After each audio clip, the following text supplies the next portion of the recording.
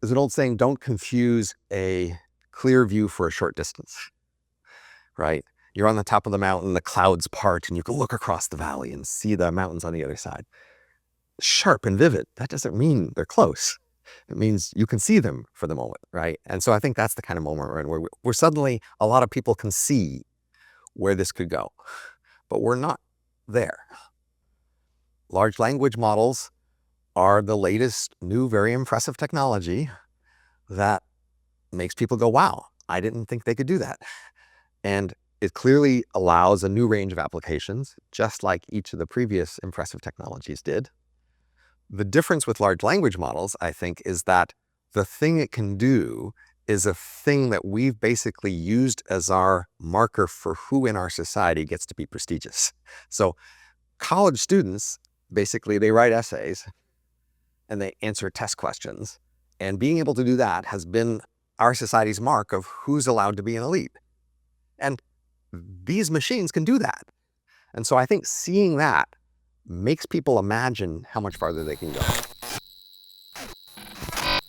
Mostly when we've made automation in the past, it's been for pretty specific tasks.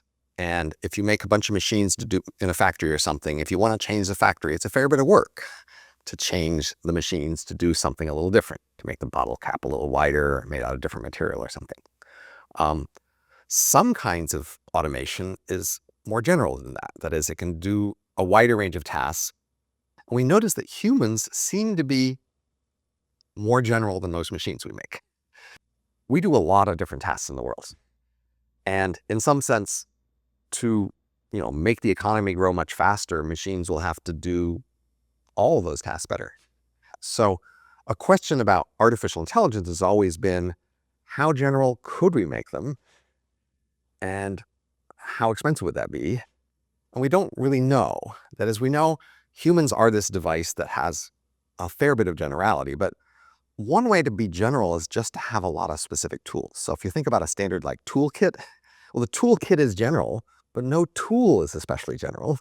The toolkit is general because if you need to do any particular task, you take out the tool for that task and you do it. So humans seem to be somewhat general, but we're not sure if it's because there's a general approach in the brain that enables it to just do lots of different things, or if there's just a big toolkit in the brain that it can do a wider range of the tasks that we have in our world.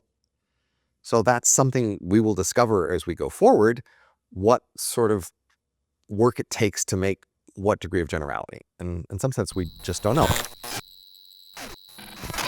I spent many years as a physicist. So I, in fact, was religious before I became a physicist, and then religion was pushed aside in my mind because the physics worldview had no place for that.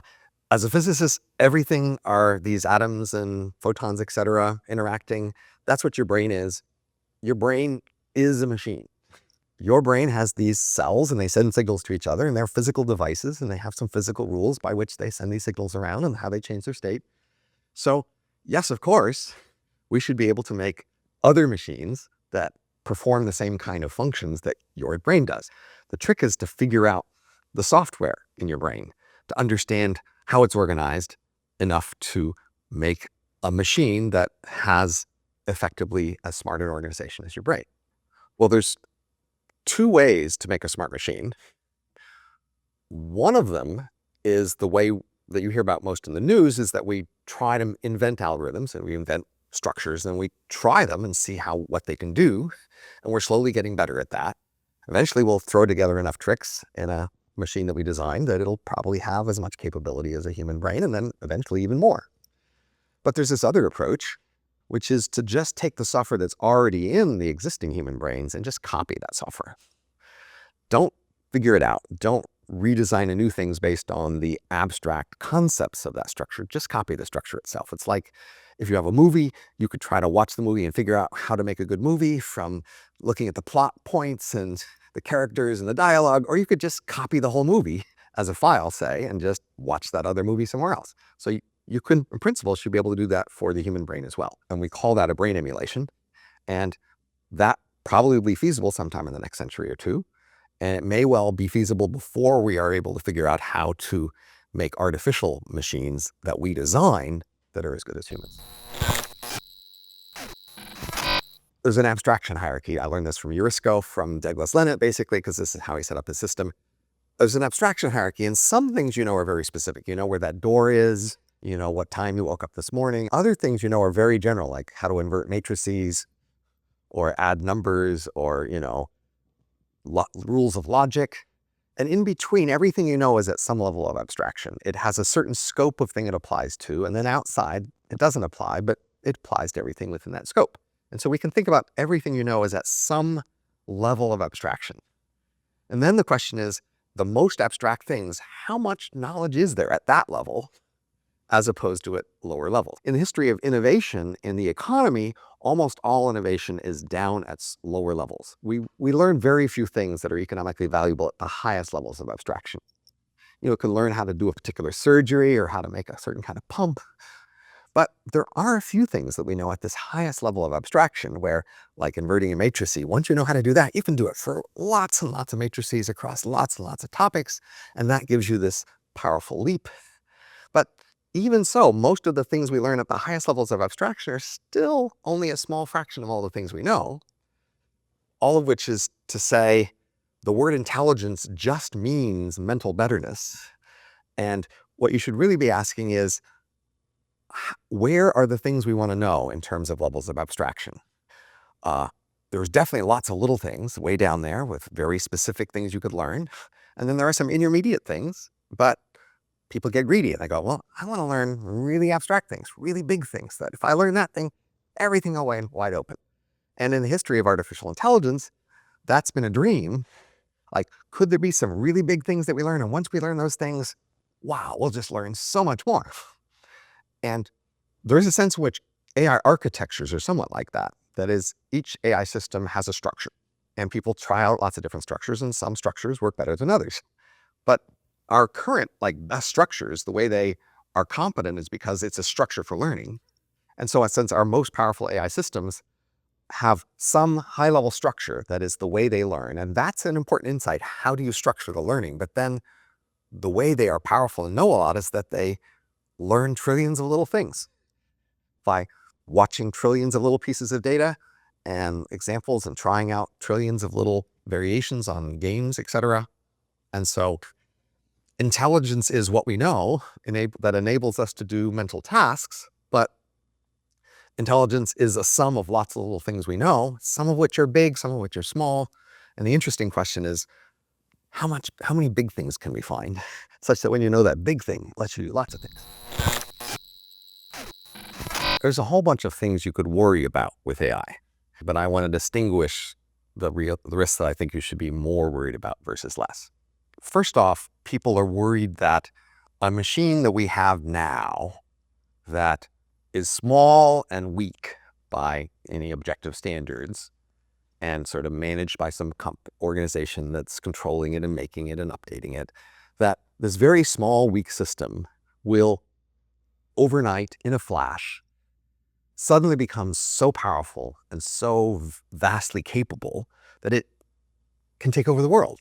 And in that flash, it would change its values, it change its priorities from what it had been acting on before this moment. And afterwards, its priorities are so random with respect to that earlier point that it would just be indifferent to us and have no interest at all in us. And then because it had some other random priority, kill us all randomly in order to achieve some other random end.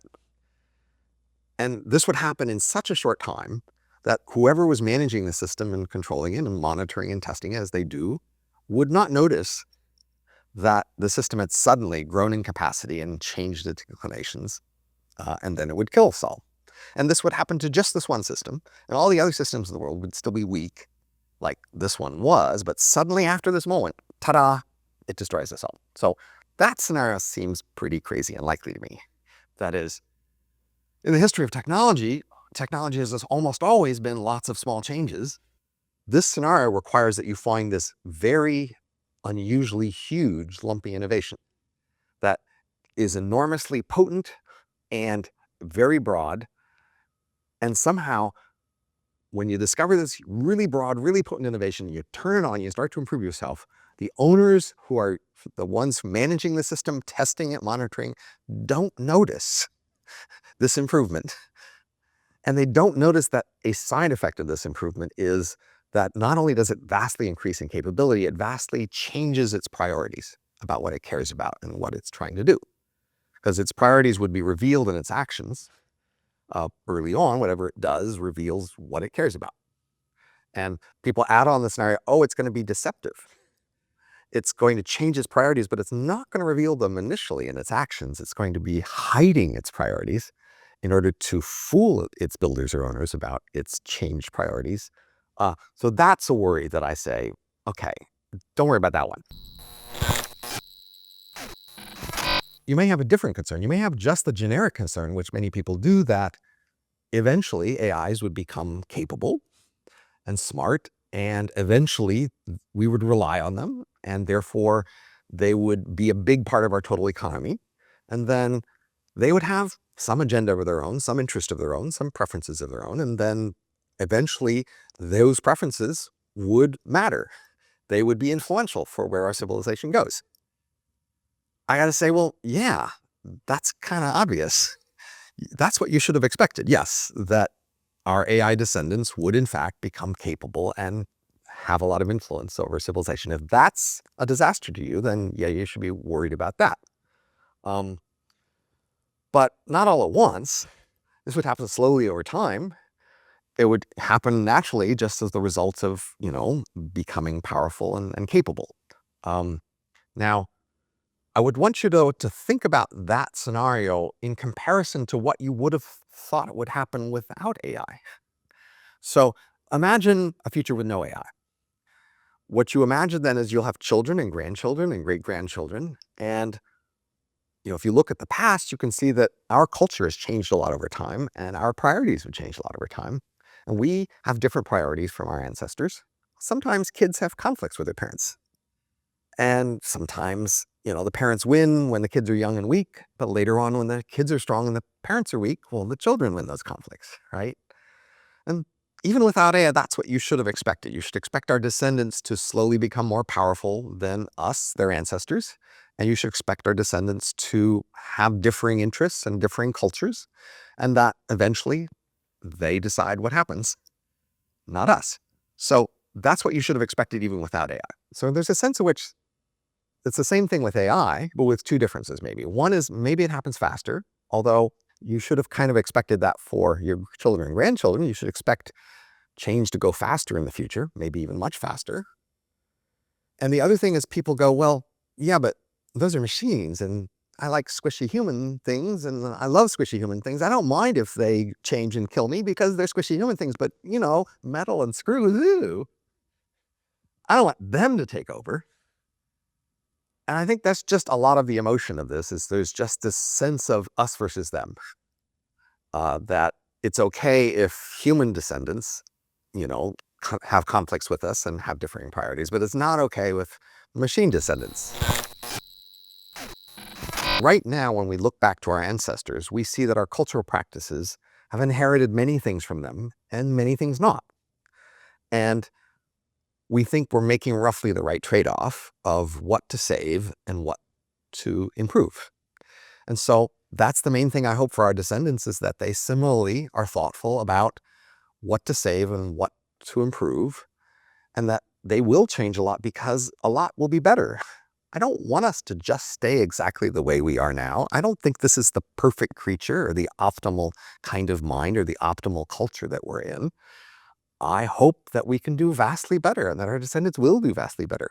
There's what's called a Star Trek transporter hypothetical. A famous philosophy discussion in classes is there's this transporter you're about to get in, and the way it works is that it reads all the pattern of your atoms and then makes another copy somewhere else with all those same patterns and destroys the first thing and then starts off the new thing. And we ask students when they analyze this, is this new thing you? That is, if you get into this thing and the thing that comes out, will that be you?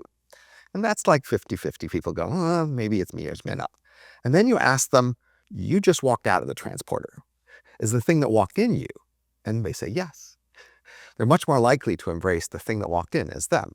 So when we look backward in time, we're much more willing to embrace what we once were as essentially still us. But when we look forward in time at all the things we've become, we're not so sure that's us. So on the basis of that, I am confident that our descendants, when they look back, they will think that they are basically us, changed in some ways. When we look forward to them, we're not so sure, but I think maybe trust their judgment. Genetic and cultural evolution is this idea that we have generations of descendants who differ from us, and they go on to take some of our elements and mix them with other things and improve them and expand in capability. But if you think that a descendant that's improved from you is another who's in conflict with you and that threatens you, then in some sense you don't like change. I do think in a lot of humans there's this basic intuition that they don't actually like change that much. That is, people like small-scale change. A new restaurant opens and a new gadget is available, and people are tempted to embrace change as it appears in small units. But when they are able to see where the net effect of lots of small changes would go, they look at that and they go, oh, I don't like that.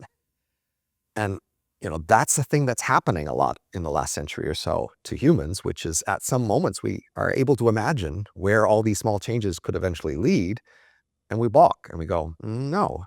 So for example, I think we did that with nuclear energy.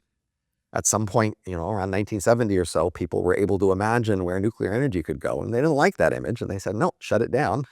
We basically shut down nuclear energy globally since then.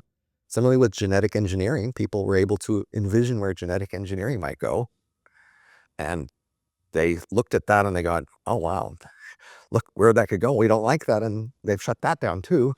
And there's a risk, I think, in the near future that we will do that with AI, that the current moment that lets us envision where AI could go will scare us and say, that's too much change. We don't like that much change. Shut it down. Sometime in the next century or so, there could be a 5-year period when the economy goes from doubling roughly every 15 years like it does now to doubling every month or faster. That's on the table as something that could happen. So that's a kind of change I think is a plausible change, but that would be a worldwide change. That is, the entire world economy would start to double roughly every month. So if that's what you mean by the singularity, I say that's not crazy. That's different than one machine in a basement suddenly over a weekend becomes so powerful to take over the world. That's an entirely different kind of singularity scenario. That's the one I don't find very plausible, but I do think it's plausible that sometime in the next century, we will hit this transition where the economy speeds up to double roughly every month or so. And AI is very plausibly the kind of thing that would cause a transition like that. That transition would probably go along with most humans losing their jobs. And we should prepare for that. This is the one risk that people have most consistently talked about with machines getting better for centuries. There's a way we could prepare for that. This is a simple insurance problem. And it's even simpler than most insurance. So most insurance, like if you want to get your house insured against a fire, they have to do what's called underwriting. They have to come and look at your house and guess the risk that your house will have a fire compared to somebody else's house. Otherwise, they're at too much risk if they don't bother to check those risks. But here we're looking at an event that would be common worldwide. So I would set up a trigger, something like labor force participation rate, i.e. the percentage of adults who work, falls from, say, above 60% to below 20% in, say, a 10-year period. If that happens, that would be a sign, a signature of robots took most jobs in a short time. That would be a triggering event. And I would say, I would basically just have assets that pay out in that event, a bet, basically.